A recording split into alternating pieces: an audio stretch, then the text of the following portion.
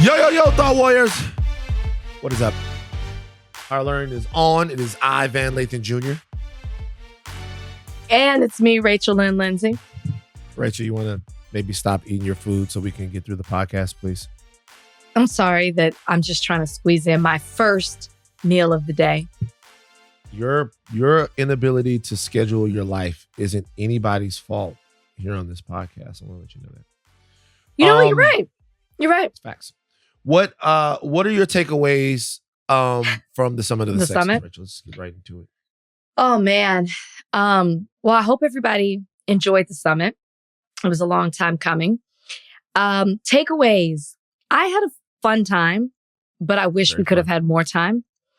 There was so much to cover. We didn't even get to all of our topics. And obviously, when you're talking about one thing, it's going to bring up more things. And so we just needed all the time, but we couldn't be there all day. But I think that it was a lot more calm than I thought it was going to be. I think everybody was on their best behavior, but overall. Really? You think Gino was on his best behavior? I think that's Gino. Interesting. How do you know? You never met him before. I feel like I read people well. I listen, Gino had a bad moment, but overall Gino was good. And I was expecting it to just go off the rails, which it didn't. So I enjoyed the conversation. My only thing is I wish it could have been longer.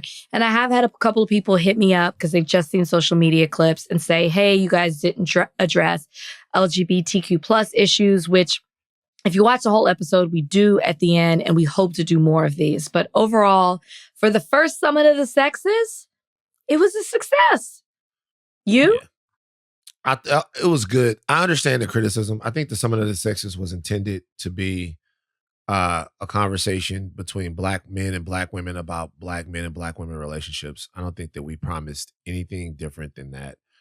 There are plenty of time to discuss like all of the things that are going on, and we do our best to discuss them all.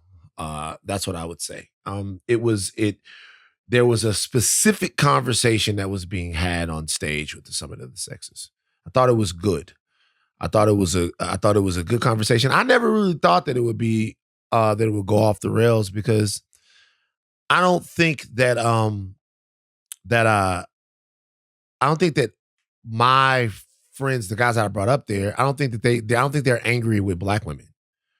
You know, I think in Black men and Black women's ability to communicate in relationships and in sharing the community together, I think there is some anger. I don't think those guys are angry. I think if I had wanted it to be a conversation that was a little bit more fiery, I definitely could have put guys on there that are mad at Black ladies and don't have any reverence or respect for them. But I don't think that I know any people like that.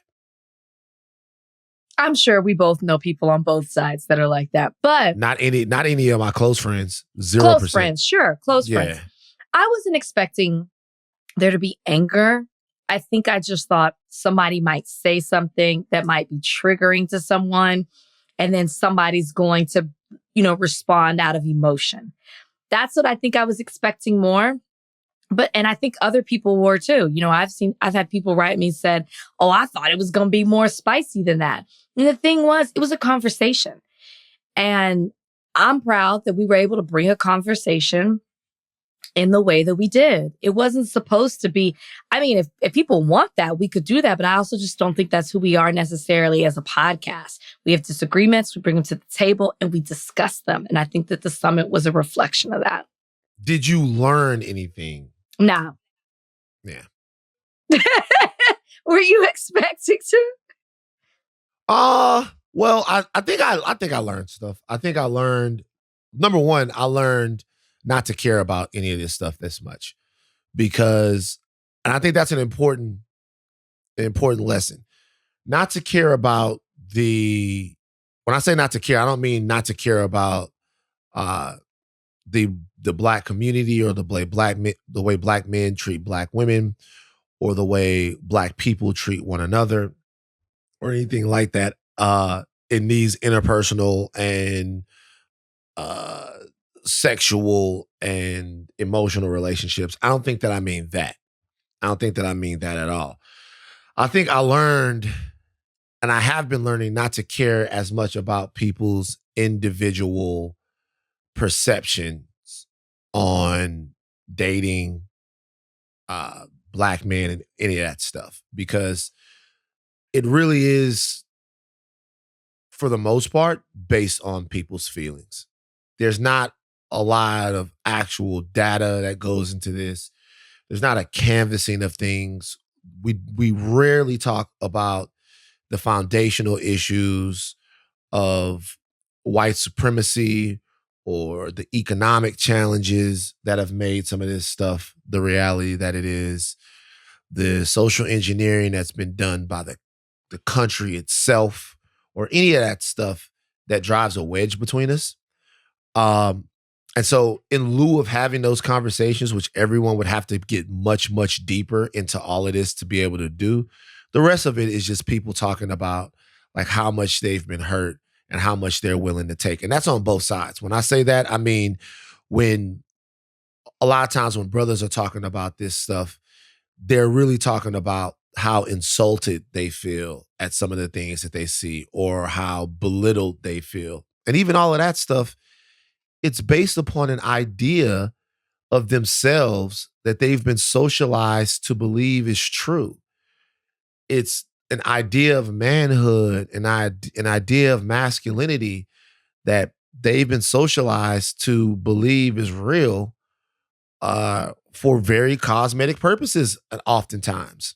So when that's injured, you get long drawn out conversations about who should be washing the clothes and who should be paying for dates and what it means to do this and what it means to do that. I really enjoyed it from an entertainment perspective, but I was actually a little disappointed that we don't get anywhere. But it was also eye-opening because a lot of this isn't about what we're saying that it's about. So I will say there were two moments where I felt like if there was something I was going to say I was going to learn, that I learned, or at least I thought it highlighted something good, or there was a moment of maybe a breakthrough. I say I didn't learn anything, but I don't necessarily mean that negatively. I would co-sign what you said.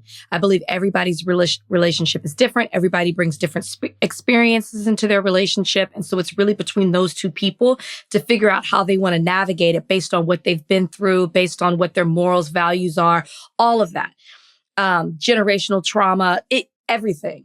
So it's very particular. So that's why, yes, at the end of the day, we will always go in circles because everybody's situation is so different. I mean, there was even that moment on stage where you were saying what you have learned from Black women. And then we are on the stage saying, well, we are Black women trying to tell you, but our experience isn't the same as the Black women that you've been talking to. So it just highlights that. The two things that I would say is that there was a moment in the need-want conversation, which could have gone on forever and maybe went on too long. But I feel like I did take away from that because lately I've been like listening to a lot of R&B. Kevin Samuels? I said R&B. For some reason, I just thought maybe you were dipping back into the well of chaos. No, I said R&B. And shout out to Ian, who was on the panel, who just dropped his new podcast, Can We Talk R&B? Can We Talk R&B? Great podcast about R&B. Great music. podcast. Loved having a conversation with him about R&B at dinner after. So shout out to Ian. Y'all go check that out. But in a lot of the songs that I'm listening to, they use need and want interchangeably. And so it for me, I felt like the conversation highlighted we're both kind of saying the same thing. And that maybe the what a man desires, I'll just use a different word, out of a relationship is different from what a woman does. But at the end of the day, we want each other. That was something that I felt like came out. And then also there was a really great question at the end. I believe it came from Jazzy, Reparations Club. And she talked about having conversations with who do you have these conversations with, like the topics that we were talking about on stage. And I thought it was really good. And Shannon had a really good response about, and this is what I think the panel reflected, it shouldn't be just conversations in our group chat with just all girls or all men or whatever. It should be, you should be talking to the other side. And I think that it offers a different perspective. And I always did that. And I love that Shannon highlighted that. And I felt like that's what the summit was. It's taking it out of the group chat and us having the conversation with who it is that we're actually talking about and vice versa. And I thought that was a good moment. Yeah. And that's actually very true. I'm lucky to have like some of the most talented and amazing Black women in my life. Like really, really just amazing, amazing, amazing sisters in my life, and always really have.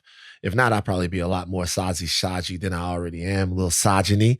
I get a little Saji, huh? I get a little Saji. But I probably would just be a lot time. more if not for the strong women in my life. I'll say this. I think sometimes I want and have expectations of the Black community that aren't realistic. And maybe even reflect my idea of a Black utopia a little bit. When I am around the diverse group of friends that I have, the Jewish guys that I know, the Asian people that I know, I hear them talking about how they're dating, but when it comes down to it at the end of the day, they're going to find an Asian lady or a Jewish lady to date. Like I hear them talking about, like, you know, when I'm over there at the Equinox Sports Club LA, I'm around a lot of my Persian Jewish brothers. You know, we out there, we playing basketball. They're telling me about what went on in the Shah of Iran. And I'm like, we could talk for hours and hours and hours about how the population got from there to here and all of this stuff. And, you know, I see them with some of the ladies in the gym, and they'll say very, very candidly that they're dating this white girl or this Black lady or this Latina girl. But when it comes time to get married, they're going to date and they're going to marry a Jewish woman because their culture is that important to them that they want to carry something on and continue to build a community. And I think about that sometimes. And what that means is when these guys are at the peak of their powers, culturally and as American citizens, when they are the most wealthy, the most influential, the most established that there'll ever be, that there's some sort of cultural imperative to them to share that with the other people that are in their culture. Now, that's not necessarily something that I would recommend everybody adopting because it doesn't seem like total freedom. You should be able to fall in love with whoever you want.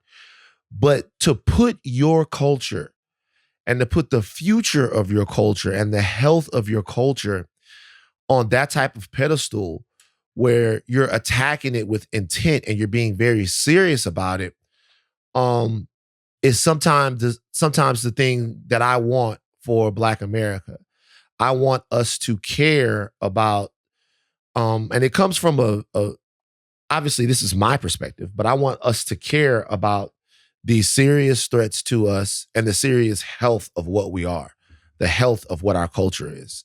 And I want us to be able to kind of look at that and kind of consider all of those things. But you know what the reality is? There are a lot of Black people. There are a lot of Black people. There are 40 million Black people in this country. Maybe, I mean, a little bit more than that. So maybe as a people, we're in a spot where there are just too many of us for these things to hold consistently across the country and in one American Black diaspora that goes from New York to Baton Rouge to Texas to LA and then to Miami. And what it's probably more important for me to do is focus on the health and the vibrancy, should I say, of Black people in smaller areas. Like, what does my community in South Baton Rouge look like? What do the communities out here in LA that I can affect look like? And how are they dealing? And stop worrying about like conversations from sea to shining sea about things that don't really matter. And that's where the want need thing comes in. Like, just knowing that I see other groups that their dollar stays in their community longer, that they have a different sort of reverence for one another, that these things are just so important to them. And they're so important to them. And it sometimes feels like the reason why their cultural outcomes are different, one is because they don't face nearly the entrenched systemic issues that we do. Yeah. That's true. But also, I think there's also something to be said about their dedication to who they are.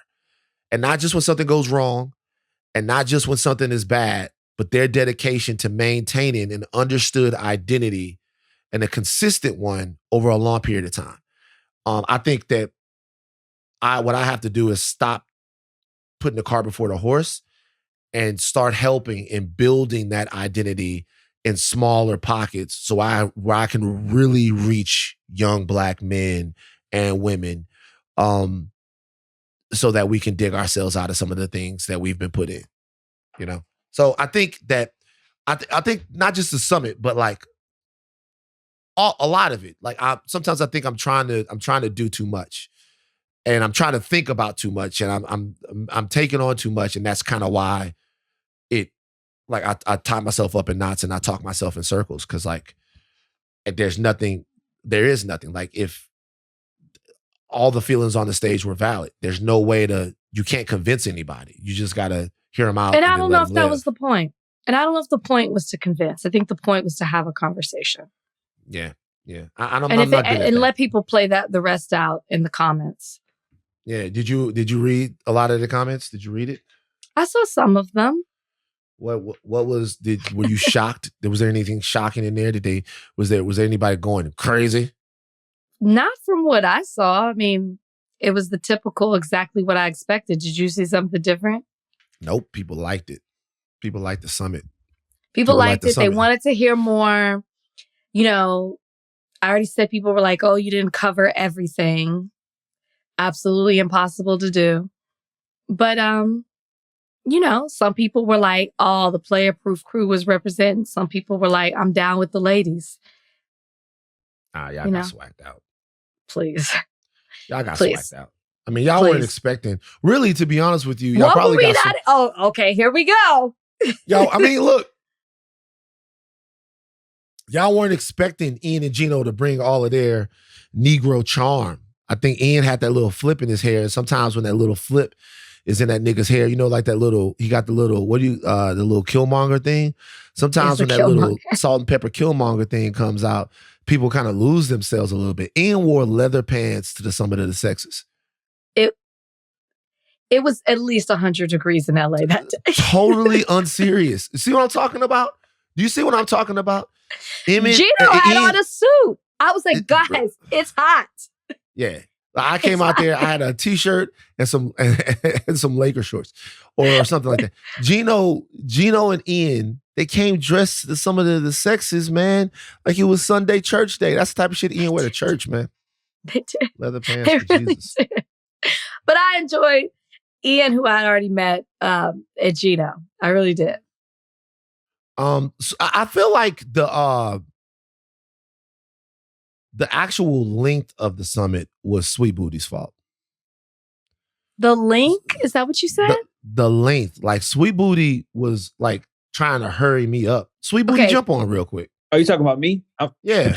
Donnie, is there another? Nigga. Is there another? No, we're not going to blame this on Donnie. Donnie kept us on track. One, we all had dinner reservations, and we know that. And everybody was hungry, and they would have been upset if we didn't have it. But two, we did it we were 2 hours pretty much. Did we go 2 hours? The actual length of the content was a little bit over an hour. It was less than 2 hours. See? But I mean, I would say because of me that we were able to hit as many topics as we did. I and like agree, Rachel said Donnie. earlier, we had topics that were left on the cutting room floor, which we got to save for the next one, whenever that happens. What should we do? The next time we should tackle either we should tackle a different subject or we should take the summit of the sexes to a different place. You know what I mean? Maybe we up the ante. We've already did it with our group, and maybe we up the ante a little bit, but maybe we talk about, you know what we could do? We could do a summit completely dedicated to LGBTQ plus issues. Donnie, you like how he said that like it was a novel idea? Like I didn't say that. Yeah, we're all on the same page, but I'm glad that we are on this page. But thanks, man. I forgot. But thanks. I forgot. That's a good idea. Look, I'll take credit for it, whatever. We should do that. But like, it's really important. Should, though. We should. Really I think that's the next summit. We do that. And I think that's important. And then we do one about money, about economics. Our live shows aren't just going to be us doing a podcast. And if Rachel's down with this, I think our live show shouldn't just be us doing a podcast live. It should be us tackling an issue like we did a la Summit of the Sexes. You know, that was kind of fun. I like it. It was a lot of fun. And it's fun to meet thought warriors too. You know, even though nobody in the audience wanted to admit that they were a part of the Reddit. We know. Yeah, the Reddit is a scarlet letter. I mean, you know straight up. You know, I tell you straight up right now. I tell you straight up. Yes. I love meeting thought warriors. I do. If I meet you and you actually admit to me that you're on that Reddit, I'm not gonna fuck with you. Straight up. Really? No, man. I'm not gonna fuck with you. I'm not gonna fuck with you. We'll never know. Then everybody keep your identity anonymous. Scarlet letter. It's gonna be a scarlet letter. If I meet you and you tell me you be on there, I'm not fucking with you. Straight up. It's like, we're not gonna be cool. Because it's just the Reddit has gone too far. Even I'll the never admin, turn back. the poor admin who put it together with good intentions. Oh, don't get me wrong. Don't get me wrong. There are a lot of great people on the Reddit. There are a lot of great people on the Reddit. You never know. You never know. People was on there dissing my father. I like it. It's outrageous. You just never know. You just never know. So therefore, everybody gets thrown in the trash pile. I'm trash. We all can be trash, niggas. Fuck y'all niggas. Now, we have a show today. It's kind of a dope show. I'm not gonna lie. We're bringing you Adam Cohen, who is the author of Supreme Inequality. It's a book that takes to task the notion that the Supreme Court is anything but an institution that has acted in some of the most undemocratic ways in the history, throughout their history in this country. Boom. Number one. But we also got to talk about what's going on down there in Alabama. We got to talk about what's going on down there in Alabama with Carlee Russell. Okay? We got to discuss it. I like it. This is the type of shit I like. This gets me out of bed in the morning. Does it? Yeah. Yeah, it gets me out of bed in the morning. Gets me out of bed in the morning talking about Carlee motherfucking Russell. Because it's a bunch of funny mess that doesn't matter at all. But if you listen to what people are saying, we're going to make it matter here on Higher Learning. But if you listen to what people are saying. It matters, man. It matters. It really doesn't matter. There are things about it that matter. Yeah. But if you listen to how people are talking about it, they're acting like it's the fucking crime of the century. I love it. We're going to get into that. We got Adam Cohen. Going to do a little trumpeted Trump stuff. Sexyy Red. We're going to come back on the other side of this break to get in the big deal of the day, which is the kidnapping that never was. All right, you guys ready for the big deal? Is it Carlee? It's Carlee. Okay. Let's Carlee go. did her thing. All right. Well, here we go. The bullshit is the big deal of the day. Carlee Russell. Man. I'm sure you guys had heard that there was a young woman in Alabama who had been abducted, or so we thought. And the story was that she was driving along the street and saw a toddler outside. She stopped to help this toddler, and then she was abducted. Social media acted swiftly. Activists acted swiftly to get her story out there. We know that Black women are abducted in America at disproportionate numbers to what they represent in the population. That is a fact. Everyone knows this. We have been talking about this increasingly the last couple of years. And so to see this case, to see this happen, a lot of people were very emotionally moved and wanted a resolution to this where Carlee came back healthy and happy. Well, we got that. Carlee did come back healthy and happy, but God damn it, it doesn't look shit. We don't know. She hadn't said nothing. She might be very happy. It doesn't look like it happened. It looks like the entire thing was a hoax. And there's a timeline to this.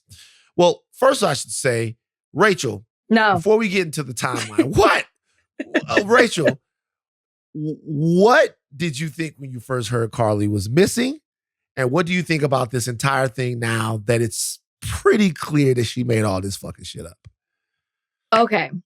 I've gone on such deep, dark holes on all the social medias trying to see. I don't want this to be not true. Okay. Let me just say, answer your question. Okay. When I first heard, people were blowing me up on social media. You guys got to post this. You guys got to put this out there. Sure. This is, she's missing. And of course, as you just laid out, we know what's happening to missing, or the lack of what's happening to missing Black women, how we're not giving it the attention, how people aren't putting a spotlight on it. And we know that their power in numbers. And if we put ourselves behind that and put that on our platforms and we all come together, we could put some pressure on the people who do have the power to do something, to get something done. So that's what we did with Carlee. I'm going to tell you something. The moment they announced that Carlee had returned and they said she showed up at her parents' house, I knew something wasn't right. I knew something in the milk wasn't right. I knew it. I knew it. What? You never heard that saying? Something in the milk ain't right. Nah. Something in the milk ain't right. I don't fuck with the milk as much as you do. Go ahead. I guess I set myself up for that. Got her! I'm more in the coffee. Colombian coffee. No. Colombian coffee. Yeah. We gotta talk about what's white and what's not one day, because I don't really think. But go ahead. I mean, race is a social construct. We know that. Okay, white, right. Whatever. Milk, yes. Dabble. So something in the milk wasn't right. I'm telling you, when she showed up, and then everything after that, it was like there was a silence. We didn't know what state she showed up in. We didn't know. We just heard that they were happy that she was home. We knew that they took her to the hospital. Nothing else was coming out. And the lack of information was alarming to me. But I really think the most alarming thing was she just showed up to the house. And I'll just leave it there for now. So for people to know, so you guys know, this is the timeline of things that happened, because the Hoover Police Department gave a press conference. This was yesterday. And they gave a timeline to all of the goings-ons around this case, to everything that went down. The public skepticism about Carlee Russell's disappearance was at a fever pitch, and they did nothing to dispel it. All right, so this is the timeline that they gave. July 11th, 7:30 a.m., 2 days before she disappeared, she was at her job. She searched the term, "Do you have to pay for an Amber Alert?" Okay. At 1:30 a.m. on the day of her disappearance, she searched the term, "How to take money from register without getting caught, Reddit." At 2:30 a.m. that same day, the term Birmingham bus station was searched. Then at 2:35, a search for a one-way ticket from Birmingham to Nashville was conducted.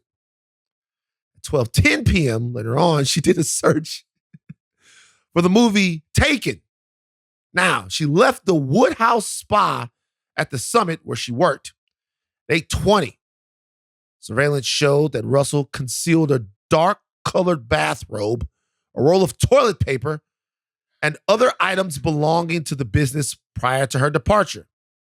She ordered food from a restaurant. Then she talked to her mom a little bit. She left. She stopped along US 280, bought some granola bars, some Cheez-Its, and a drink. She needed her energy to lie. She remained in the parking lot till around 9:21. She drove to I-459, 9:34 p.m. Hoover 911 received a call from Russell stating that she had seen a white male child about 3 to 4 years old walking along I-459. She called 911. She got out of her vehicle to check on the child. A man came out of the trees and mumbled that he was checking on the baby. That man picked her up and she screamed. He then made her go over a fence. He then forced her into a car. The next thing she remembers is being in the trailer of an 18-wheeler. She said the man was male with a female. However, she never saw the female, only heard the voice. She said the man was white with orange hair and a bald spot. Then with July 14, people search. July 15th, the family received a call saying that she was at the Red Roof Inn in Vestavia Hills. Talitha Russell later told Fox that call was a hoax. Hours later, Hoover 911 received a call from Carlee's residence saying that she had returned home on foot. There's something else that's really interesting. On the 16th, she went for evaluation. There's something else that's really interesting here. Okay, so the police in this situation talked about all of the search terms that Carlee Russell had. Taken, how you pay for an Amber Alert, all of that. But there are other things that she searched that they refused to divulge. Right. Things that they say are material to this entire story. So there might be other things that she searched, like, how to go here, how to do this, how to do that they're not talking about. There are a couple of reasons why they might not be. Number one, they might be trying to compel her to do a second interview because to this point, she has refused to be interviewed again. She's been interviewed by police once. She doesn't want to do it again. Typically, in a situation like this, the cops wouldn't give a fuck about embarrassing you if there's something on those search terms that's embarrassing. But they're not talking about it now. Maybe they want her to do the second interview or else they're going to release whatever it is that they have that she searched. Because that might be the nail in the proverbial coffin in terms of this. Now, since this has happened, and it looks like she lied. She almost certainly lied. Obviously, the conversation has turned to a great many things. This conjures up the recollection of Jussie Smollett for a lot of people. And it makes people think about the seriousness of missing and exploited and abducted Black women and what this does to that entire conversation. Rachel, now that we know that Carlee probably lied, what are your thoughts? How do you feel? Do you feel like any of these conversations that we're having about what this means in the future when someone's taken or anything like that are justified and valid? Well, they're obviously justified and valid because Carlee Smollett was trending on Twitter. That doesn't mean that they're justified and valid. That just means that people think it. Do you think that they're justified and valid? No, I don't think that people should be thinking that, but I think that the reason I say it's worth talking about is because immediately people are going to Jussie with this situation that happened. And they're making a joke out of it, or they're not taking it as seriously. And as you pointed out at the top of introducing this product, I mean, you can go look, you can Google this everywhere. There are movies about it. We've had conversations about it. The NAACP put out a resolution in 2019 that there were 64,000 missing Black women. That's 2019. That number has only gone up. It's a huge problem in this country and nothing's being done about it. So I get why people are upset. I know that there's a whole host of people who are making jokes about it and making light of the situation. And I understand that people want to do that. And some of them were funny. However, I think I'm not going to lie, some of them were funny. But you're not going to see me reposting that, and you're not going to see me making light of it because it does. This is a serious issue. And the fact that for whatever reason, whether she's suffering from mental health issues, which is also a reason not to joke about it because there could be something truly wrong with Carlee. And that might be the information that they're not releasing. Who know? We don't know at this point. We can only speculate. But there could be something wrong with her, so that's a reason not to make a joke. I'll say this. Okay. I'll say this.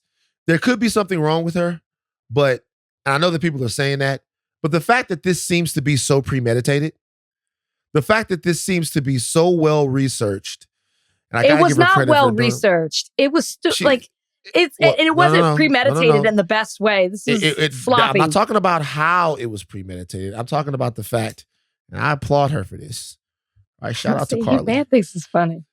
I applaud her. She took the time to search what the age of the Amber Alert is, if you can pay for the Amber Alert. It doesn't seem like, and this is hours before it all happened, it doesn't seem like someone who had some sort of spontaneous mental break and then was in a very bad situation. It seems like someone who made a plan and then went through with that plan. Okay. I don't want to put this mental illness on her, but have you ever been around somebody who's schizophrenic before? Yeah, but we're really doing a lot of work if we're going to say that she's... I'm just saying, having it impact my family, I have seen similar behavior. Just saying. Don't know if that's it, which is why I'm also hesitant to, publicly, again, like I said, I've seen some of the stuff, it's funny, but I'm not going to publicly make a joke about it, but also to the seriousness of the way people were rallying behind her, the way, it brings the spotlight on the lack of attention. There is someone who's getting this attention. Then people are found, then they find her, the stress that it put on her family, her friends, the time that was taken away to look for her, people using their platforms. People will be hesitant to do that. Again, I don't care what you say. People will be hesitant to do it in the same way. They might not all, and I would say for those people who maybe feel that way, it's important that when we found out about it, we believed her. And it's important that whenever it is reported that anyone is missing, and in this case, Black women, when they don't get the attention, we should always take their story seriously, and we should not allow somebody who's probably not true to deter us from doing that. That's all I'll say. You know how I feel about this. And sometimes I feel like that niggas just not gonna be free. It's just not. Sometimes I feel like niggas just never gonna be free. And I'll tell you why, man. There is nothing that reinforces the structures of white supremacy and whiteness than the notion that your behavior denotes how much respect and reverence you get in America from the systems that you pay for. Meaning, they asked that man, the policeman that was doing the press conference. The press conference. They asked him, they said, hey, is this going to change the way you investigate missing persons in the future? He said, we have a responsibility to take every single case along these lines seriously. He's right. And that's his fucking job. Everyone's saying that they wasted police this, they wasted this. They didn't waste nothing. They didn't waste anything. Nothing was wasted. It's their job. That doesn't mean they executed. No. It's their job to look for people who are missing. It's their job to do it. By the way, if let me tell you why it's not a waste to me. It's not a waste. In this case, it's not a waste in the Jussie case. The reason why is because if she made a false report, a false call to 911 or whatever here, like them going through the investigation to find out whether or not this really happened is them doing what they're supposed to do. Malcolm X talked about what it means to be a second-class citizen. And do you know what Malcolm X said about being a second-class citizen? What? That there's no such thing as being a second-class citizen. That you're either a citizen or you're not a citizen. Okay? So that means either you have the rights of a citizen or you don't have the rights of a citizen. There's no in between. There's no, this person is a little bit more of a citizen than me. I'm a little bit less of a citizen. We don't know. You're a citizen or you're not one. So when I look at people saying, hey, and I just want to talk specifically about this, not necessarily that you're saying this, but people are, that this makes it so hard for the next time and the next time and the next time. Stop standing up straight for these people. The reality is they are the police. They take your tax dollars to look into missing persons cases. They don't have the right to not approach every single case with the same vigor. Whenever we say that like a false claim means that the police are going to move forward and not take it the same way, like we're letting them off the hook. We're letting everyone whose job it is to look after people in this situation off the hook. Like if you're an activist and you cared about missing people before Carlee Russell pulled this hoax, and then you stopped caring after, you never cared in the first fucking place. You never gave a shit. Like you never cared. Every single time you have to still care. And the police, I said this is the Jesse thing. That's going to make people not believe, and that's going to make the cops less likely to spend resources. Chloe Stein in May of 2023 in Pennsylvania is a woman that faked her own disappearance. White woman. I have a list of white women who lied. Susan Smith, liar, said that 2 black men came and abducted her shit. Like, you remember that? Remember the kids were crying, she drowned the kids. Bethany Sorrow, Bonnie Sweeten, they lie. When white women have lied for ages about all kinds of shit. We can talk about it. Have lied for ages. Always blame it on nigga, which I like about Carlee because she blamed it on a white person. That's just standing up in the right way. Didn't get any niggas in trouble. Does that stop them from going out every single time a white lady is gone for more than 30 minutes at the movies and making a national moment out of it? No, it doesn't, because they are citizens. Carlee Russell lied. She wanted some Cheez-Its and some dick probably. And she went to see whoever that guy is that they keep putting on the thing. So what? It's fine. Don't take it to take it to heart. Everyone, it's fine. She lied. Van.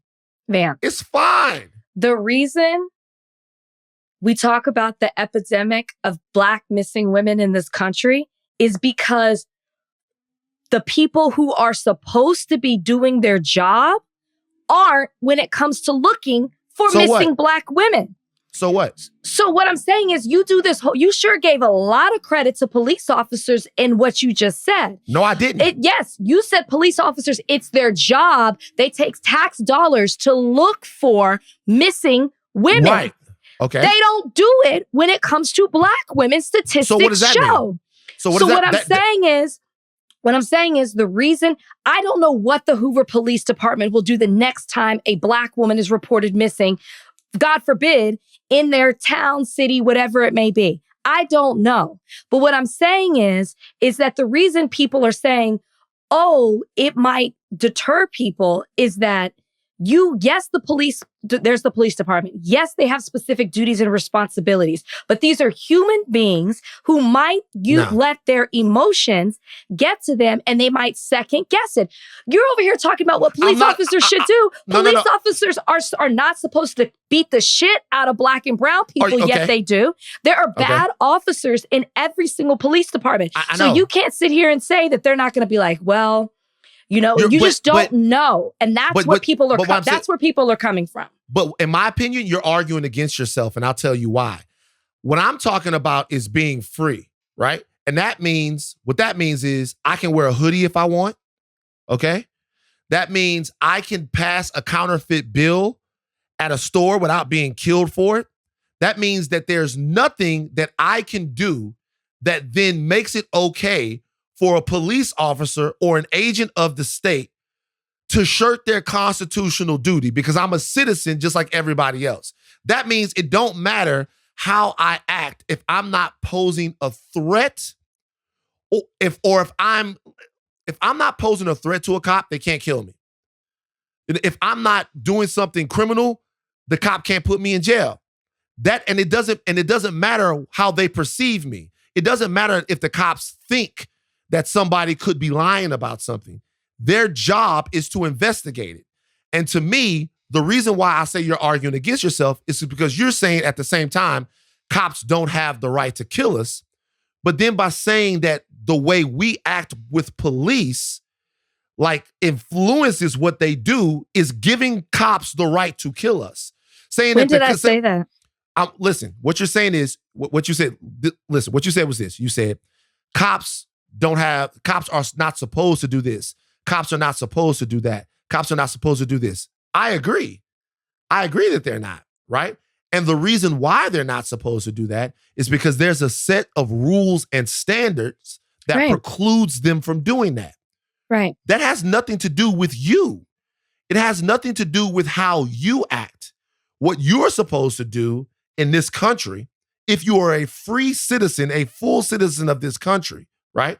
If you pay tax dollars to a police department, you're supposed to have freedom from persecution. You're supposed to have access to investigation. And you're supposed to have freedom of movement. That means it don't matter if you walk down and say, fuck the police, they can't pull out a gun and shoot you in your head. It doesn't matter if a black woman 2 weeks ago lied about being abducted. The cop's job is to go out and investigate the next one. And every time we say, in my opinion, well, the fact that she lied is going to make police officers not take it as seriously, or God forbid that police officers are human and human beings bring certain biases to things. Yo, there is so much space in there for upholding the idea that a black person in America is only as good as their conduct, that they only deserve as much citizenship and respect as how good they act. And what we've seen, to me, is we never act good enough for them to do what they're supposed to do anyway. Like, she lied. No. She lied. It's funny to me that she lied. White women lie about getting abducted all the time. And if the moment that we say that it's okay, or not even that it's okay, that we look down on Carlee Russell, who now has to bear that entire burden because she did something stupid, and now it's, the next time they're not going to care.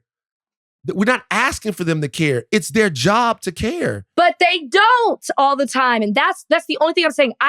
I'm not making space for anything in this. I'm just saying, when you talk about white women who lied and they continue to look for them versus black women lying, so that means because they do it for white women, they'll also do it for black women. No, I'm not saying they would. I'm saying that they should. And I'm saying that anything. Of course they should. I'm saying that anything short of that expectation leaves room for them to do something. Why do people have that expectation? What do you mean? Why do people have the expectation that when a white woman lies, they'll still continue to look for a white woman, versus when a black woman lies, they won't? Why do people have that expectation? Because white women are free and black women aren't. That's why. Yes, people have that. And because statistically, it shows that. So what I'm trying to understand is, so we submit to that? Nobody's submitting to that. We are submitting to it every time. I think for people to say that they're disappointed or upset with what Carlee did doesn't mean that they're submitting to anything. I think people can be disappointed. I think people can say, like, it does, and not even just with the police. The way that all these people, black, white, brown, whatever, the way all these people took to social media to do that, it's innately within human nature. It's innately within humans to say like, well, maybe what if it's this? That is going to happen. I don't care what you say. So that's going to happen. So maybe not with the police. It'll definitely happen with other people. And all I say is, don't let it. Believe people when it's reported, whether it's true or not. So this is what I'm saying. Number one, it is bad what Carlee did. It's a terrible thing to do, to worry everybody like that. It's a terrible thing to do. I can't help but laugh at fucking Googling taken. I'm just not that type of serious nigga. I'm sorry. It was but funny. like it's a terrible thing. It's a terrible thing to do. This is what I'm saying. Let me ask you this. Mm-hmm. Duke lacrosse case. Mm-hmm. Black woman said she was raped. Mm-hmm. She lied. Mm-hmm. Does that make it okay for anybody to be skeptical about the next black woman that says that she was sexually assaulted? No, and I'm not saying it does. Okay, so listen. So what I'm saying is, I know that you don't believe that because that would be preposterous to believe. What I'm saying is, it's okay to be disappointed in Carlee Russell because of what she did and how everything that she put everyone through. I feel like the conversation about how victims will be impacted by this is inappropriate. And the reason why I feel like the conversation is inappropriate is because it assumes a framework that, to me, is backwards. And that framework is, as long as everybody is telling the truth about everything that happens, then the police and people at large should take it seriously. But when people start to, but they should take it seriously whether some people are telling the truth or some people are lying. All of them should be taken seriously because we are full human beings and full citizens. And anything else is like, to me, it reinforces white supremacy. It reinforces white supremacy to say, like, George goes into the store. Should George have been using a counterfeit bill? No, it's illegal. Does the counterfeit bill mean that the cops can kill him? No. Like, if you want to go through the list of people that have been killed by the police officer, I mean, the reality is we have more interactions with police. The police have a job to do. And us, as a society of black people, we have a job to do, and that's to care about one another, whether or not this person lied or this person told the truth. I agree with that part. And the reason why I bring up all of these other women is because I see so many people saying right now, and I do partly think that, and we can move off this after because I accept what you're saying, but I do partly think that there's this thing to where black people are still embarrassed in front of white people when stuff like this happens. When the Jussie thing happened, and when the Jussie thing happened, and Jussie said all of that, everyone was like, "Oh my God! Well, the next time a black person says there's a hate crime and blah blah blah, people aren't gonna be. This makes us look so crazy. It makes us look unserious. Like it makes the issue of black women being abducted look less serious." How can the issue look less serious? I wouldn't say that. That's an extreme. To whom? Look less serious. Look less serious to whom? It's a serious issue. It's something that we should be talking about and devoting resources to. Stop trying to be clean for these people who already think you dirty. Like, the best thing you can do for yourself is force these people to do their fucking jobs. It's their job. I don't give a fuck how human they are. It's their job. Investigate missing people equally. Don't matter who lied. I don't care if it's 10 Carlee Russells. Carlee out here. What do you think Carlee's gonna say next? What is she gonna say? I can't wait. I can't wait to hear from Carlee. Carlee, I think right now, I fuck with Carlee straight up. I want to see a Carlee Russell Zeus Network show. Get on it, Natalie. All right, let's move on to the next topic. Carlee Russell, I'm sure Zeus will call. I'm sure Zeus would love to capitalize on that opportunity. I'm gonna say this, bruh. Carlee kind of pro-black. Van, please move on. Carlee blamed white people. She did all of this. A lot of people are saying she did all of this so she could go see a black man.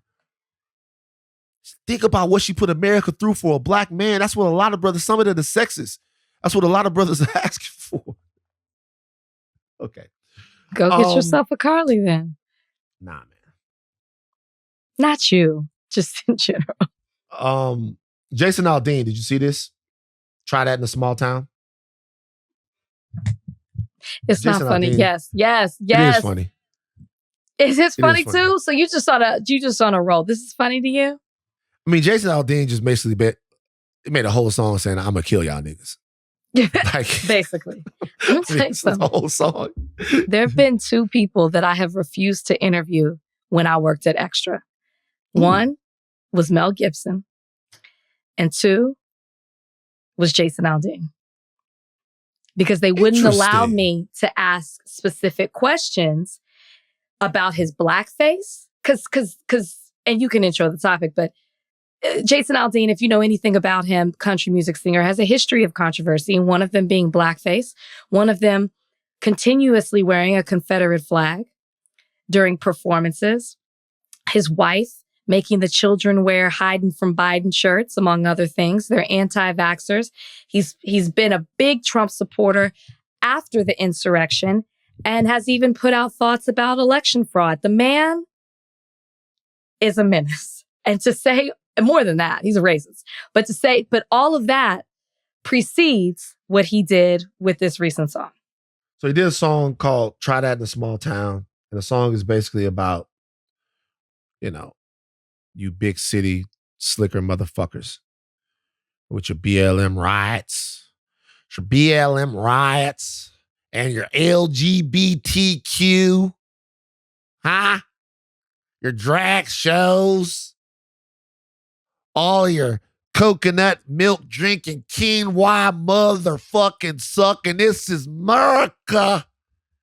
And I'm the sheriff around here, Jason Aldean. So he made the song, and he's also the country music artist of the decade. I didn't realize that by the Academy of Country Music. He big like that?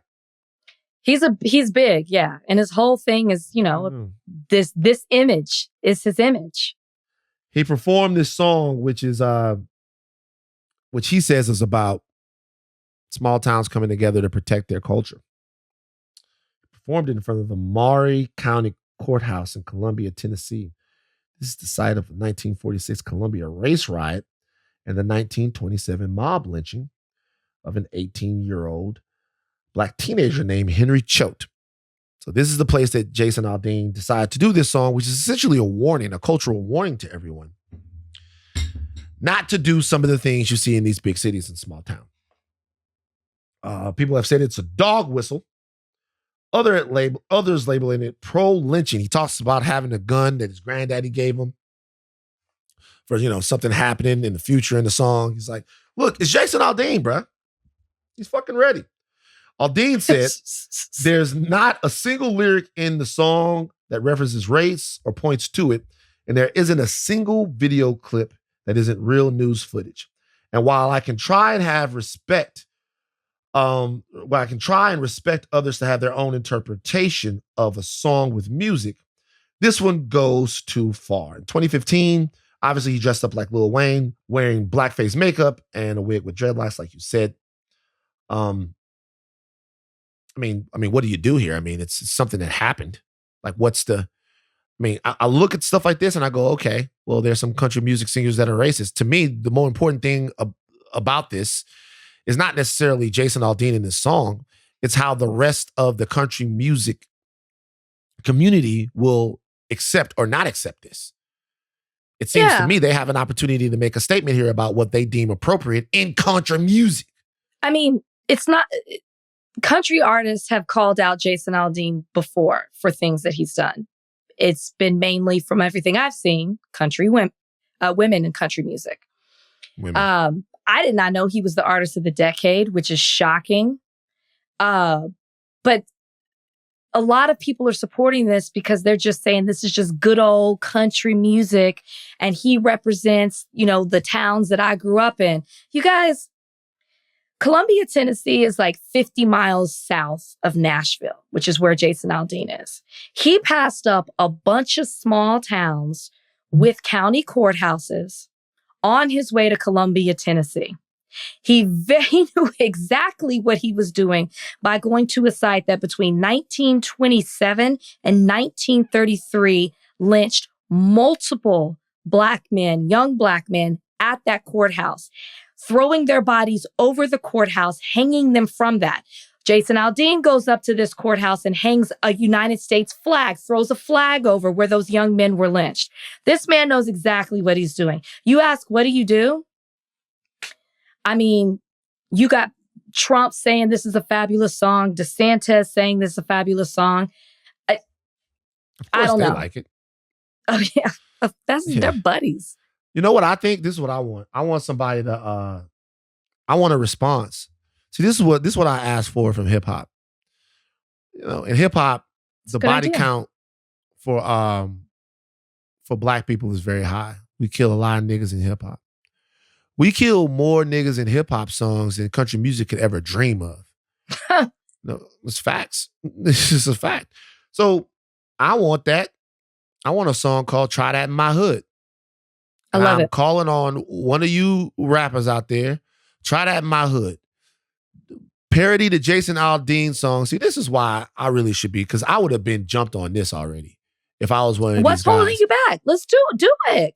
Come on. But if I get out there rapping with Bozeman in the video, it's not gonna look serious. I don't look like that. That's not my era. You know what I'm saying? Try that in my hood. And Jason Aldean, and we got a Jason Aldean fucking statue. We put a fucking 9 to his head. We put boom. You know what I'm saying? Try that in my hood. I need somebody. Y'all always want to diss each other, hip hop. Y'all want to diss each other and go back and forth with each other. This dude is daring black people to come to his town. He daring black people to come to his town. Mm-hmm. Diss him. Diss a white dude, bruh. Like diss Jason Aldean. Diss him. Try that in my hood. Boom. Wale, YG, I don't know, Reason we had on the podcast, man. Hit Boy. Shout out to Hit Boy and his dad and the beautiful music they putting out. Have them on the podcast. Problem we got coming on the podcast. We need Fight Back. That would be so dope. Go to that same really place. Would. Yeah, try that in my hood. Pictures of Jason Aldean, shoot him up. Whole 9. I don't know. You go hard. Like we used to go as hard on the white people as we do as on they each go other. on us. And they go on us. Yes. And as they go on us. Yes. He dissed y'all. He talking about y'all. He dissed y'all. All right, we got to talk to Adam Cohen now. Adam Cohen is the author of Supreme Inequality. We have to talk about the Supreme Court. Rachel loves the Supreme Court. She's a big fan. I'm not responding to this. I used to. No, it's over. Adam Cohen up next. Okay. There have been a bunch of people down there in Washington that are making some trouble. Depending on who you are. Maybe they're making trouble for you, and maybe they're freeing you by taking away other people's rights.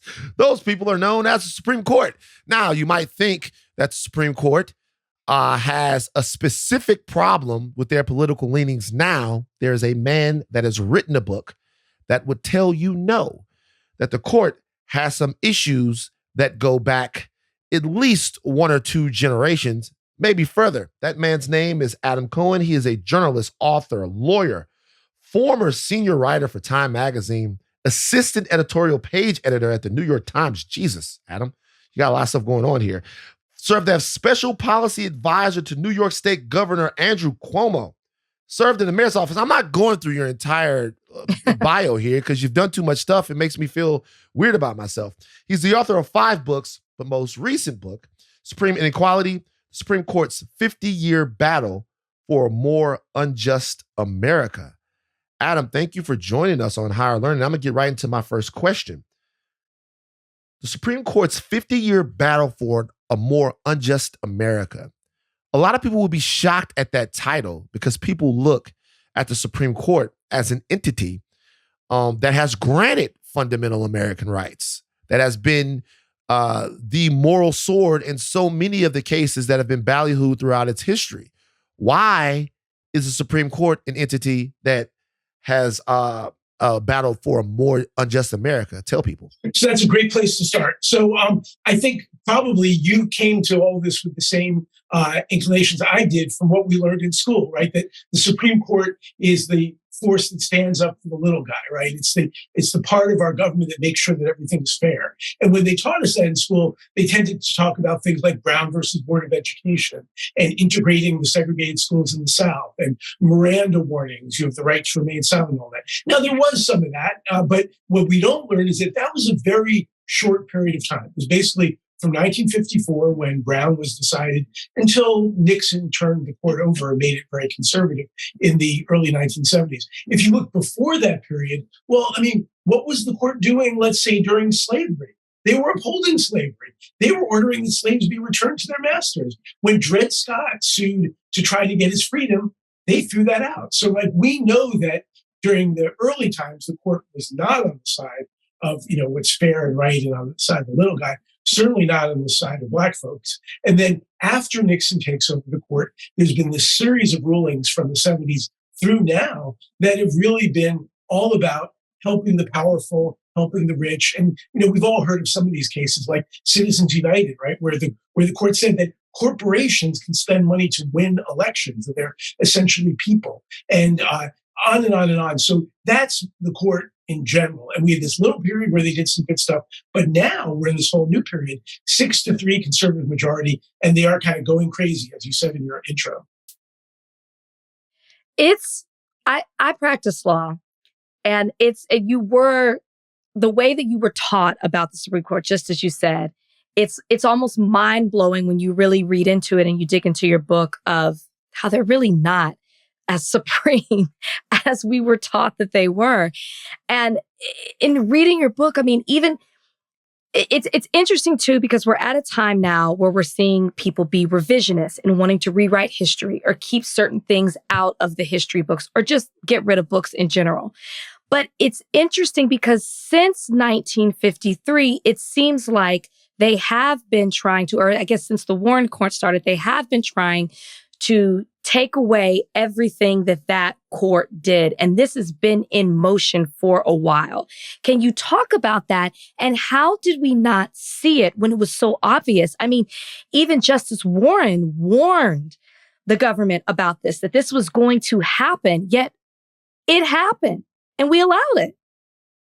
Totally right. And I'd say the tragic era of the court begins just what you're describing, right after Earl Warren leaves. And, what happened is we had this liberal court. Nixon gets elected with a promise to turn the court to the right, and he does do that. He's able to get 4 nominations in 3 years. And then right away, we get a totally different court that did some stuff that I really think of as tragic. And I want to mention a couple of cases because I just think they symbolize where we really started going down the wrong path. So the conservative court takes over. There is a case out of Texas challenging the unequal funding of the public schools in Texas.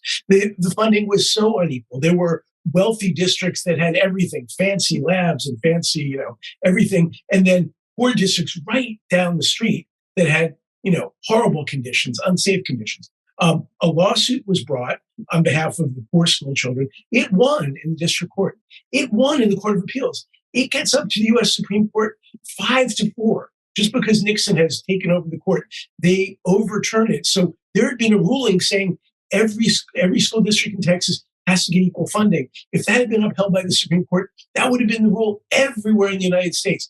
Imagine if we equalized school funding across districts in the 1970s. All the kids who would have grown up with much better educations would be adults now. It's been decades of that. The very next year, they get a case out of Detroit where lawsuits brought on behalf of the school children of Detroit saying that they're being deprived of an integrated education, right? Because at that point in the 70s, there had been a lot of white flight and the Detroit public school system pretty much all Black.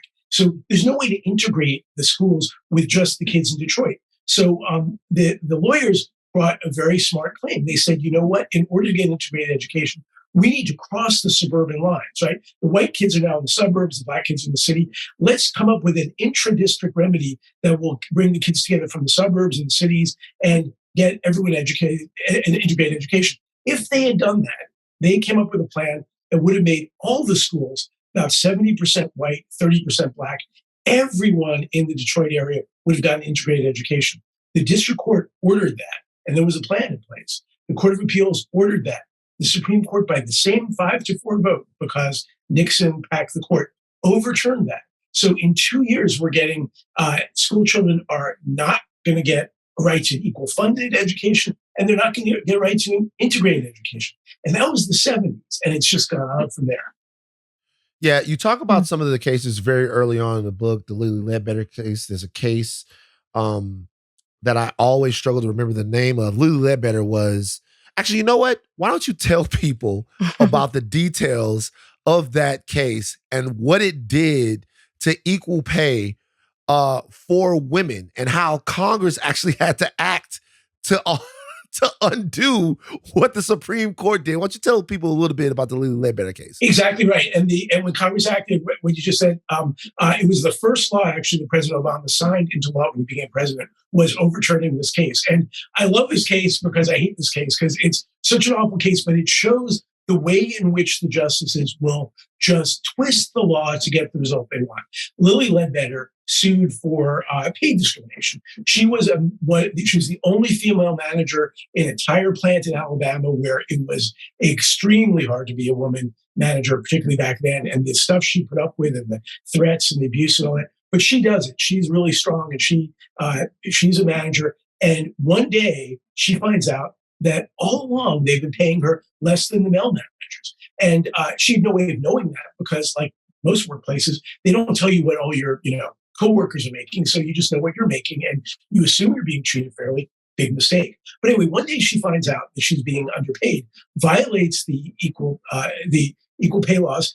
She brings a lawsuit. It goes up to the Supreme Court. You would think she would have to win because she's doing the same work the men are doing. She's getting drastically underpaid.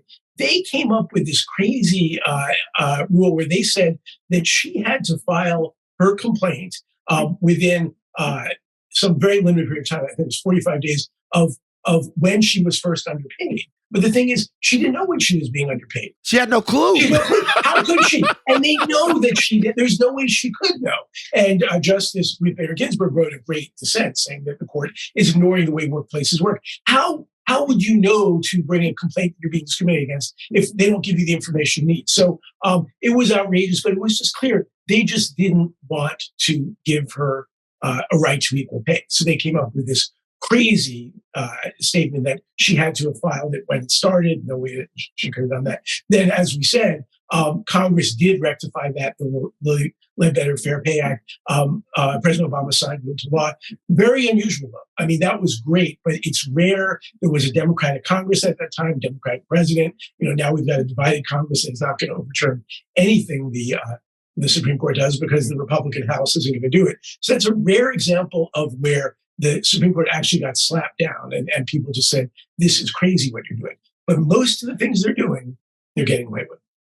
Question. I want to just one quick follow-up. Is that okay, Rach? Yeah, go ahead. Because I wanted him to talk about the Lilly Ledbetter case. I really want people to know about that. But my question is why?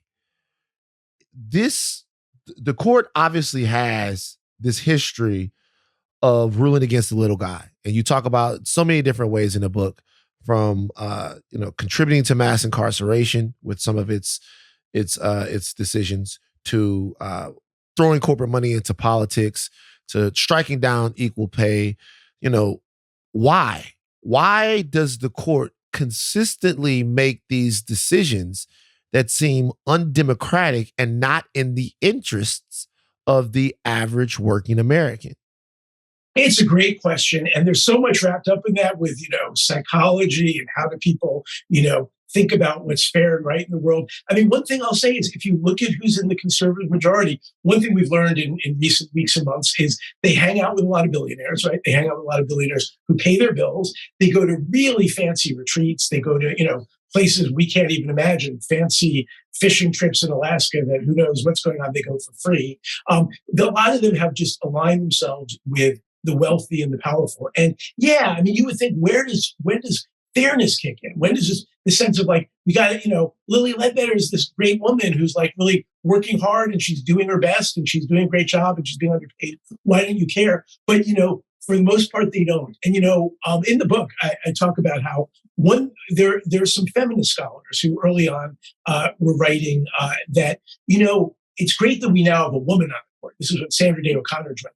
They said, because women view problems differently and they're much more likely to be sympathetic with families and with children and things like that.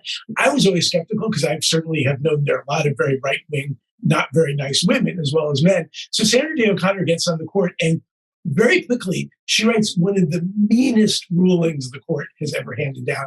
It was a case in which, you guys will probably remember this, there was a poor family in rural South Dakota and suddenly the school district starts charging for the bus, right? The family was like, they were on public assistance and food stamps. They didn't have the money to pay for the bus, and the school was very far away. So they sued and they said there should at least be some kind of a waiver for poor families that can't afford to get on the bus. And they go up to the Supreme Court. Sandra Day O'Connor, the woman who's supposed to care about little children, says, this is ridiculous. There's no constitutional right to a public education.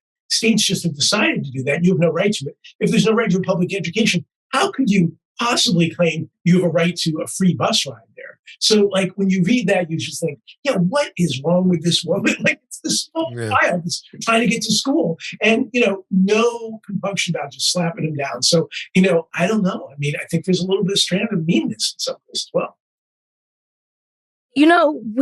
We talk about how there's this checks and balances, within our country. And you have these 9 individuals who are appointed for life and regularly make these huge, crucial, unreviewable decisions that affect so many people that, as you pointed out, don't reflect what the district court may have done and the Court of Appeals may have agreed with them or whatever, however it works. Yet they're still able to do this. And it seems like I just don't understand why we're not talking about this enough. And also what you said about what happened under the Obama administration with the Lilly Ledbetter Fair Pay Act. Why are we not seeing more of that, or more of like a push to talk about Congress using their power in regards to making decisions that reflect what the citizens of this country actually want or what's in their best interest? No, it's a great point. I think we're starting to see some of that. We saw it with the abortion ruling, right? Like, I think that people were really shocked by the degree to which people rose up against that, right? And even in like states like Kansas, they started voting, in favor of abortion rights. I think that really energized people. I think we saw it a little bit with the affirmative action ruling. But in general, I think, people feel powerless, right? Because for just the reason you said, the way this is set up, what can you do? They're 9 people. They're there for life. You can like yell and scream, but they're going to do what they want. We now know, as I mentioned already, that some of them are taking really, really generous gifts from billionaires. Sometimes billionaires who have business before the court. We're all outraged about that, but we can't even get Congress to pass a law to stop that. So I think people feel fairly impotent in the face of a lot of this. And another thing about why we're not seeing more opposition from elected officials is there's this horrible feedback loop where one of the things the court has been doing the most, the right-wing element of the court, is striking down campaign finance regulations, right? So I mentioned Citizens United, but there actually had been in the early 70s, after Watergate, Congress actually passed some pretty strong campaign finance rules that would have really taken a lot of the money out of politics. The Supreme Court struck that down. They've been striking down campaign finance regulations ever since. Now, campaign finance, for a lot of people, a lot of working people, a lot of people who aren't experts in this, sounds a little bit arcane, but what it really means is that the court is allowing rich people to buy Congress and the president. It means that corporations and rich people can now give huge amounts of money and spend huge amounts of money. And that's always a quid pro quo, that, Congress and the president always responds to their donors. So the court has basically cleared the way for rich people and corporations to have an enormous amount of influence on elected officials. Why are we surprised that Congress isn't being tougher on the court? Because, look at who's paying their bills. So I think it's a real problem. Hopefully, this ethics stuff, I think, has actually gotten people pretty outraged. I mean, now that we know, like, Clarence Thomas has, been taking all this money from this billionaire, and the billionaire, bought his mother's house and all this stuff. And now Samuel Alito getting these free trips to, Alaska. I think people are now beginning to wake up a little, but there's still this question: what can everyone do? They're there for life, right? Yeah. Adam, where does the Constitution factor into all of this? The Constitution is the document that is supposed to ensure, American rights, our fundamental rights, and supposed to protect us, and essentially protect American citizens from harm. It's supposed to be the document that binds us all. And the Supreme Court is the body that interprets the Constitution and decides if something is unconstitutional and going against somebody's rights. And it would seem like in a lot of these cases that they're clearly not doing that, particularly with Ledbetter or some of the other stuff that you're talking about. It seems like, there would be equal protection laws. There would be all kinds of things that would preclude them from making some of the decisions that they're making. Are they skirting the Constitution in doing this? Or is the Constitution something that actually set an American status quo that ensures that there'll always be a permanent underclass? Do we have a different view of that document? These are great questions. So I think there's a lot to unpack there. But one thing is, yes, a lot. I mean, I love the U.S. Constitution. I think it's an amazing document. It has some weaknesses, let us say, and their historians have always pointed out it was, mainly put together by fairly wealthy people, and to some extent, it does protect property rights and things like that. It doesn't have a lot of language about protecting poor people, as we know early on. The compromise it was that it included slavery. I mean, it's not a perfect document. That's one part of it. So there are things that it would be nice if they were in the Constitution, like more rights for working people and labor unions and, poor people and all that, not there. In the 60s, there was an attempt to try to read into the Equal Protection Clause some kind of rights for poor people, even a right to minimum subsistence. That didn't get anywhere. So we've got the limits of the document.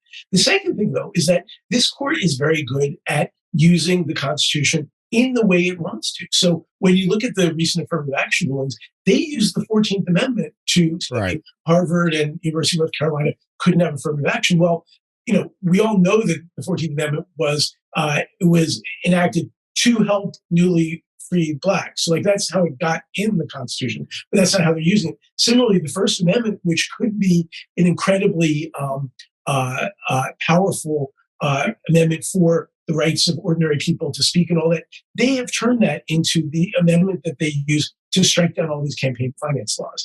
And, we mentioned Citizens United. They have literally said that, who has First Amendment rights? Corporations. They need to be able to speak in elections. And when they speak, when you read the First Amendment, you see the word speech there. You don't see the words spend a lot of money, but they've turned the First Amendment into, it applies to corporations and applies to spending money. So suddenly Texaco, which has corporate resources beyond anything you and I could imagine, their right to spend all that money on attack ads and all that is in the First Amendment. Whereas I guess you and I, we get to go on the street corner and kind of yell at people. But that's how they're reading the document. Right. Do you think we'll come to a place where there's more transparency with the Supreme Court as people are starting to become more aware of the history of the Supreme Court and becoming more outraged at some of the more recent decisions? And I mean that in the sense that we see the arguments that come before the court, but then it's like they disappear. We don't really see how these decisions are made, like what's going on behind the scenes as they're talking to one another, maybe meeting with people, who knows, not trying to speculate. But I'm just saying we don't see anything until it comes out. They don't talk to the press. Do you think that maybe we will get some more transparency, or should we have that in the future? It's a great question, and I hope so. I mean, one area to start would be, why are there not cameras in the courtroom? Right? Like you can turn on C-SPAN, you can see everything Congress is doing. What is so special about what's going on in that room that the public can't watch it? I'm sorry, that's a public event when there's an oral argument. There is an audience there, but it's a small audience, and you can't get in for an argument. But why are there not just cameras there so we can all watch it? Why is there not more transparency about all these gifts and things that we're now learning about in a backhanded way that some of the justices are not even, filling out their forms properly? And and a lot of it goes on behind the scenes. They all meet quietly and they trade votes and all that. We don't know how that goes on. I think you're right. And to be a little critical of my own profession, it's interesting. Some people point out that the people who cover the court, by and large, although they're very intelligent, they're very hardworking, they do a lot of very important work in explaining to the public what is going on, there is a little bit of, I think, reticence to be too critical of the justices, right? Because one of your jobs when you cover the court is to kind of be friendly with the justices, trying to get little tips from them and trying to get interviews. So it's interesting that the scandals we've been seeing recently about Clarence Thomas and Alito getting these gifts were not broken by regular reporters who cover the court. They were, ProPublica. It's people who are not regularly there. And I think there's a reason for that, because there is a little bit of a capture of the people who are sort of part of that world. And so I think more, even investigative journalists sort of focusing on the court would be a good thing, because I think there's scandals that you really need an outsider to kind of shake up and talk about. Adam, we appreciate you for being so generous with your time. I have one last question for you. Let you get back to doing some of the great work. Of course, the book is Supreme Inequality, Supreme Court's 50-year battle for a more unjust America. You should pick it up right now. It is literally like taking a course in the history of it, like even the machinations that went on to undo the Warren Court from Nixon. Here I am doing a revisionist history on Nixon, looking at him as the last New Deal president. Chomsky's got my brain filled with all kinds of stuff. And then I read Adam's book, and Nixon goes back to being an asshole right away. He's a demon. So, like the whole deal, I'm trying to look at it through both sides, and then I come upon this.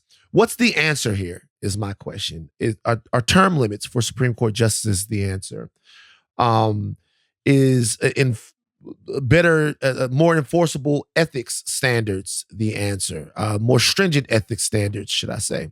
Packing the court with more liberal justices right now to undo some of this damage. What's the answer? The answer to turning around the Supreme Court and making it so that they have less of an injurious presence in the lives of average Americans? Great question. I would say the answer is, quite possibly all of the above, right? Because we need to use whatever tools are available, right? Because, it is a political battle that's going on right now. Like they want to act like they're just, interpreting the law. But we know that when they get appointed, President Trump says, I have a list here of very right-wing justice, nominees who've been chosen for me by, these better, it's a political process. They're being put there to be political. So I think we need to be political back. And yes, what people maybe don't realize is Congress has a huge amount of power here. The number of justices, 9 justices, that's not in the Constitution. It didn't used to be 9. It got raised to 9. Congress can make that any number it wants. And if they just start talking about changing the numbers, that might intimidate the right-wing justice a little bit. I think term limits are absolutely appropriate. No one, Amy Coney Barrett could be there for another, 30 or 40 years. So yeah, all of this stuff, more transparency, more criticism, and all that. But there is a battle, but one side is fighting a lot more than the other now. So I think all of this is a way to push back. Yeah, absolutely. And my question, and it kind of goes along with that, was, do you think will be a day where we'll see another court come through like the Warren Court did, and that actually stays for a significant amount of time?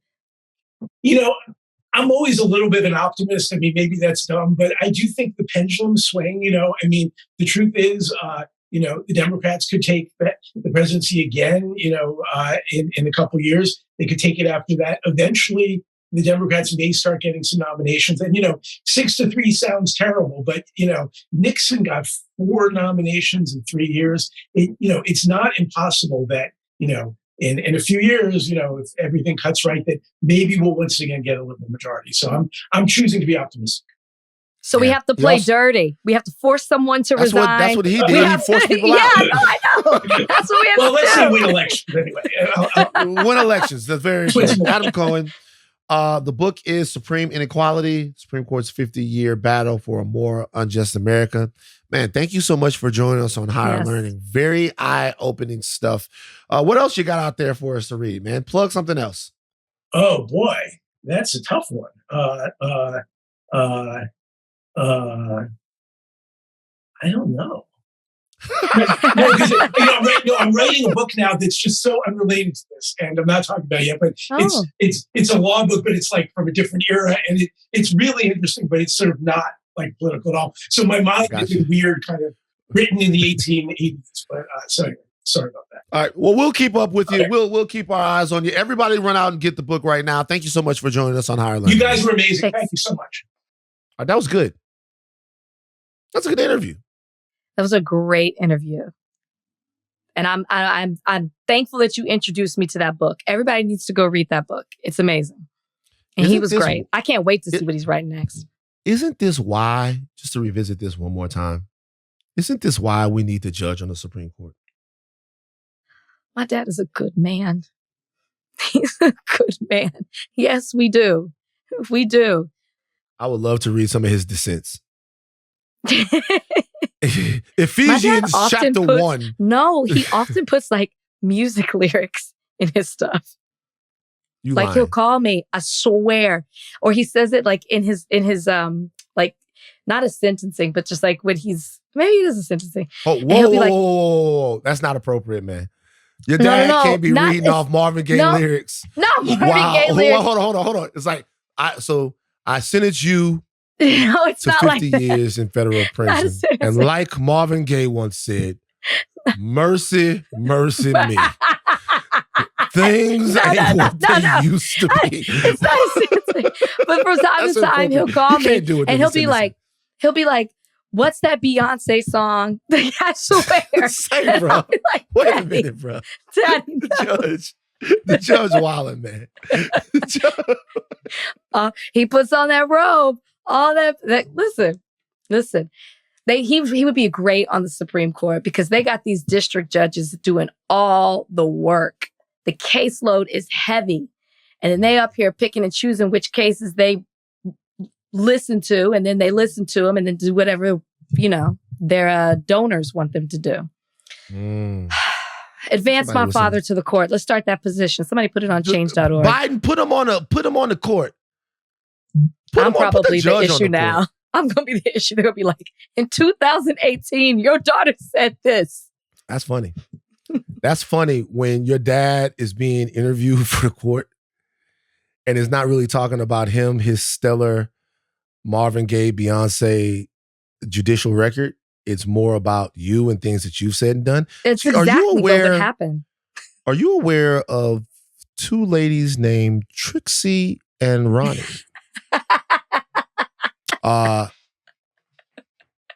Thank you, Senator. No, I'm not aware of them. I haven't heard of these people. Interesting. We'll direct you to the video monitor right here, and it's you dancing on stage at a Jeezy concert from like 2013. like you on stage, and then what? And then what in the I would judge? just tell my boom, clap. I would say, just tell them we're estranged. Tell them we're estranged.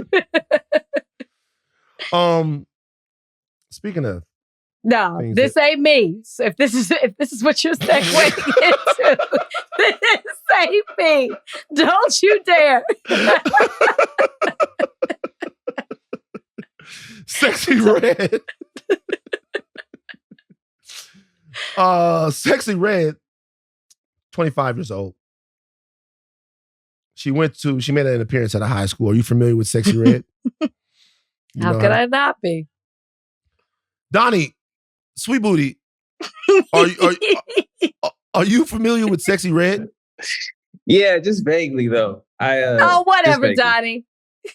No, really. We were listening to. She was on the radio on the way back from dinner after some of the Sexes, and that was the first time I heard her on the radio. But they play Pound Town on the radio on playlist.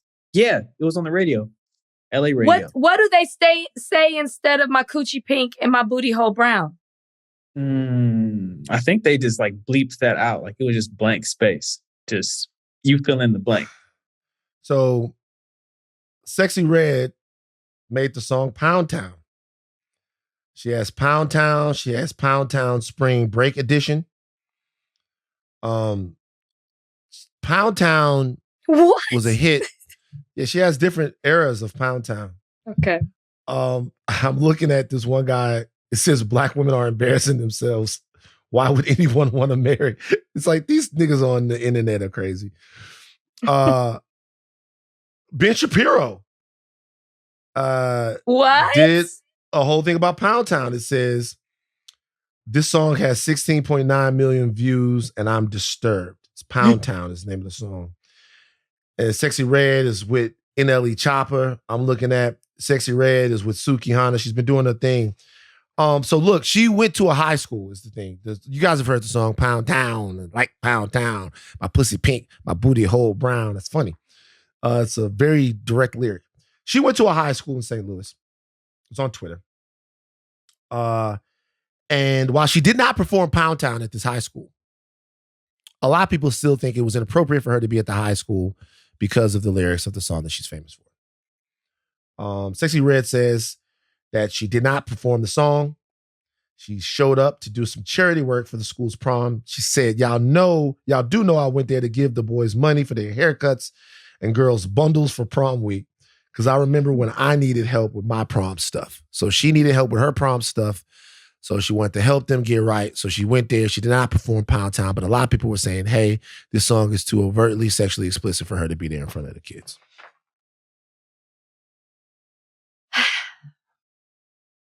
She was going to perform the song, right?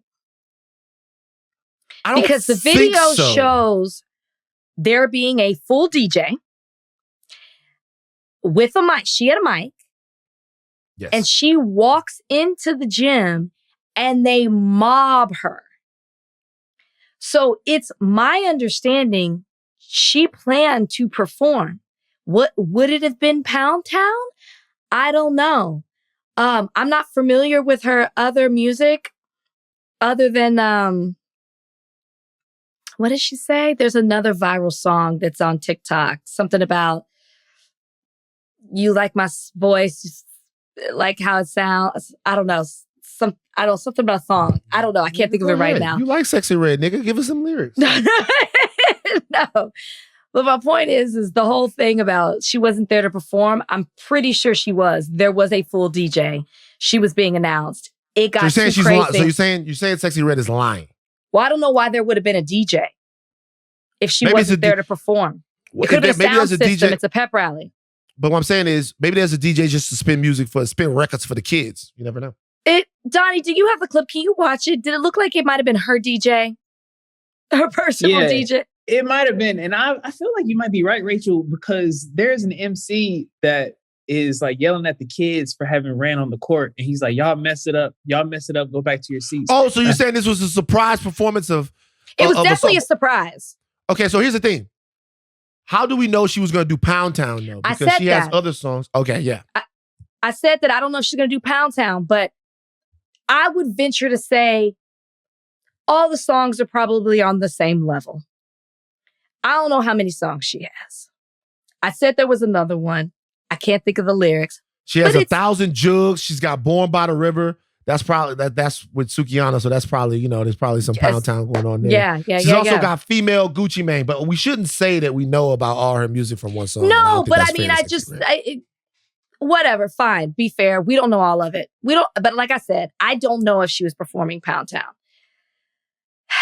But I'm not going to subscribe to the belief that I commend her for going there to give money and things for the kids that they need. I love that she related it to a need that she had when she was their age and she was going back. And I don't think that whatever her music is or whatever her profession is should prevent her from being able to do good in the community. I think it's beautiful that she's giving back. However, I'd be hot if I was a parent if she came out there singing Pound Town. Would you be hot if you were a parent? But I'd be mad but I would be after the principal, not her. That song should never be sang in front of the kids, in my opinion, even if they are listening to it on social. So if she did Pound Town, obviously that doesn't work, right? Right. Right. My question is, would you be hot if Drake came and performed for the kids? No. On Drake's song that I was listening to earlier today, I like this record. Drake says he's going to fuck the girl in the Benz Viano. He's going to fuck her in that, he's going to fuck her in front of Messi. He's going to fuck her in front of Cristiano Ronaldo. Wow. He said when he see the bitch, all he wants to see is right hand, left knee, make that ass bounce, make that ass jet ski. Like, first of all, I love that verse. I think Drake was cooking on that verse. Like that jet ski. Like, my thing is, if Sexyy Red can't go to perform at the prom, then no rapper can go. So that's not what I said. And so, but I'm not saying that. I'm not saying you said anything. I'm just saying this is my thing. For people that's mad that Sexyy Red will go, right? Of course, it's about whatever song that you perform. Right. So obviously, you can't do Pound Town for the kids, right? Maybe Correct. she has another song. Maybe she could do Female Gucci Mane or something else for the kids. But just to be mad that she's there I agree. and not be mad at any other rapper that raps about killing people up or blowing people's head off or none of that shit is a wild double standard. And it kind of shows to me the difference between sex and violence, right?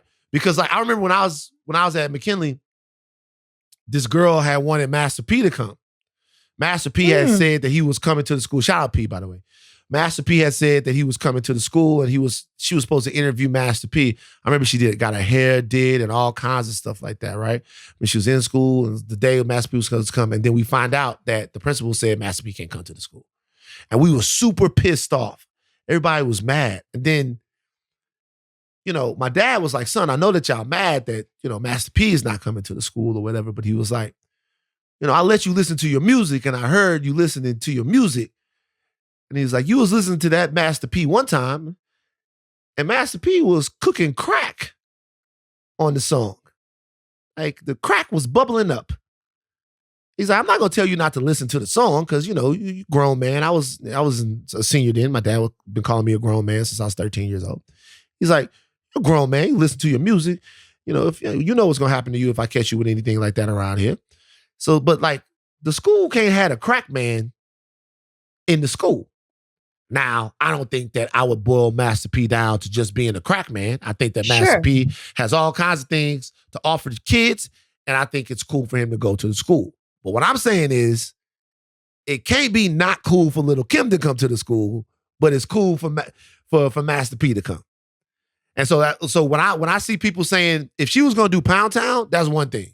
Can't do Pound Town, right? Yeah. You can't do Pound Town. That's too sexually explicit for the kids. We don't want to do that. But just to say that her music is too sexual to have her in there, if that's the case, it's like 3 rappers that could go. Chance the Rapper. You know what I'm saying? You really got your choice of Chance, Logic, like you know what I'm saying? You might who else? Who else might be able to go? Like Kendrick, I guess Kendrick could be up in there, J. Cole maybe. You know, you don't have very many rappers that could go. So I just think that a lot of what I saw about this had more to do with the fact that she said her booty hole was brown on the record. Her pussy was pink. You're right. And that's not the song. But how do you think that she's seen her own booty hole before? No, she told a story about a friend saying it's something with the friend said it or she saw it. I don't want to like misquote her. The friend but saw her there's booty a story. It's something with the friend. Like that's where the lyric came from. Her friend said something or did something, and that's where the lyric came from. Generally, because I've never seen my own butthole before. I've never seen it. Is that generally something? Is that generally something that women have seen? Have they seen that more often? I have not seen mine. No, I don't know. So you're not sure. You couldn't make that song.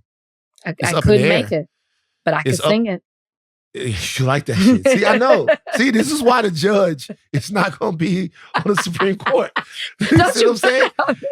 They're going to take this clip right here, and then the judge not going to make it. Right, I was talking to a friend, and I was like, because so many people are so outraged by this song, right? Because of its popularity on social media. And I'm like, when we were around this age, what was the song that was so taboo that would have made our parents upset? Do you remember what it would have been for you? So taboo that would have made our parents people upset? Like if it was like the song I said was my neck, my back. If Eat that my pussy, yeah. But you got to put your neck into it. Yeah, like if that went viral. Look how much you like that shit. If that went viral on Twitter, it would probably have. I mean, not Twitter, TikTok. It'd have the same type of outrage. Or, what's your fantasy? The female version. The female male version. Or female? Male or female? There was. You also got shout out Lord Infamous. You got Lord Infamous lick my butt, or you got lick my butt. Lick my butt, lick my butt. You never heard that Lord Infamous? The Lord Infamous. You got the Lord Infamous lick my butt joint, and you also got slob on my knob, like corn on that cob. Check in with me. Then do your job. You know what I'm saying? So like all of the, but what I'm saying is, there's never not been songs. Sure, that was the point. We're just older now, but we all. I'm saying it's older. Yeah. What could James Brown's Sex Machine? I guess because Sex Machine isn't really about fucking. No. It's about he's a sex machine. Yeah. I don't know. I saw a lot of people. I don't really give a fuck whether or not Sexyy Red could perform at a high school or not. No, I just want to check everybody. When you were that age, you had your song, you were singing too. Shout out to Sexyy Red. I would love to have Sexyy Red on the podcast. Yeah, I think it would be great. Fucking great, man. Sexyy Red. Donnie, do we have mailbag or not? No mailbag this week. We're tight on time. Okay, so no Yes, mailbag this week. I will say Not one Donnie thing. checking us on time twice this week. Yeah, sweet booty. Sweet booty. I bet Donnie's seen his. Stop. Don't, Donnie, go. Like I said, we're tight on time. Yeah, Get tight. out. Yeah, okay. Tight. So look, Damn see, I said that and you went straight to tight. I'm telling you, bro. I'm telling you, y'all be a little off with y'all shit. Look, let me tell y'all something real quick. Just keep an eye on these animals. These animals are not at all fucking with y'all. These animals are going crazy. I saw a dolphin getting on a surfer, a seal. You saw getting him on a body surfer. bump? You saw him body bump that paddleboarder? I am so proud of my animal brothers and sisters. I'm with y'all. All right, we out. Rachel, you got anything else? No, that's it. Oh, I do have something before we go. Very quickly. Very quickly, I have something before we go. There is something happening right now that is greatly, greatly, greatly dismaying and upsetting. Okay. I'm a founding member of the Gathering Spot Los Angeles, which is a Black-owned co-working space in the West Adams neighborhood. It is a fantastic space. It is a place where I can go with my partners and get writing done and get work done. It's a place where I can see other Black creatives, mingle with them, talk to them, right? It's a place where there's community, where the vibes are great. And the Gathering Spot is not just a place that exists in Los Angeles. It actually didn't start in Los Angeles, not even close to it. It started in Atlanta by Ryan and TK, two enterprising young Black men who wanted to establish a space just as the LA space is, just like it is in Atlanta, just like it is in DC. TK is one of the founders of the Gathering Spot. He's no longer with them. And it was announced that a man named Mike McCloskey was moving into the C-suite over at the Gathering Spot. It's a white guy, older white guy. All right. I've looked into this a lot. There's a lawsuit that's going on. There's all kinds of stuff that's going on with this entire situation. I am not going to insert myself into the middle of it, but I am going to say this. I am no longer a member of the Gathering Spot. I've put my membership on hold and I plan to cancel it. I put it on hold while I looked into this. And now that I've gotten everything, all of the information out of it, I am going to cancel my membership at the Gathering Spot. The importance of the place wasn't in the first-class service that was there. The importance of the place wasn't in the great food, the great vibes. It wasn't even in so much of the cleanliness or all of that stuff is top-notch at the Gathering Spot. The most important thing at the Gathering Spot, at least the one that I was joined here in LA, was community. That's the most important thing. That's the most important thing when you join a space like that. And if that community is in any way injured, the whole ethos and point of the place falls apart. At that point, it might as well be the Soho House or the San Vicente Bungalows or any of the number of social clubs / co-working spaces that exist here in Los Angeles. The difference was how buttoned up things were and Black things were from top to bottom. And I can't imagine why any entity at all would not want that to be the case. Very disappointed. I'll find somewhere else to go. Take your thinking caps off, but do not stop learning. I am Van Lathan Jr. I'm Rachel Lindsay. Bye, guys.